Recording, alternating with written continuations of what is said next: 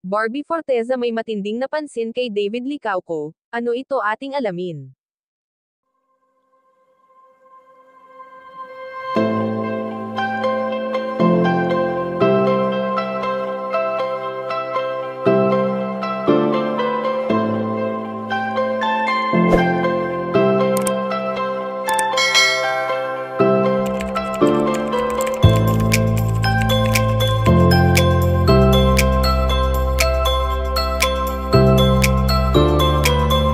Alam naman natin kung gaano ka-supportive sina Barbie Forteza at David Licauco para sa isa't isa na malimit nating nakikita sa kanilang tambalan.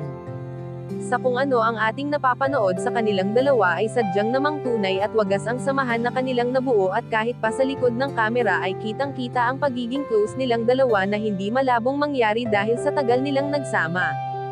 Hindi man naging madali ang mga unang araw na sila ay nagtambal, ngunit wala talagang imposible dahil sa unti-unti na rin nilang nagustuhan ang isa't isa na ngayon nga ay nauwi rin sa pagmamahalan. Subalit kahit pa man parehong single sina David Licauco at Barbie Forteza ay hindi naman sila nagmamadali upang muling pumasok sa panibagong relasyon, bagkus ay mas ini-enjoy na lamang muna nila ang mga bagay na mayroon sila.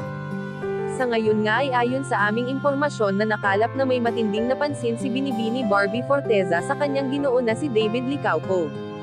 Aniya ng dalaga, ang galing-galing, ay grabe life-changing, eye-opening.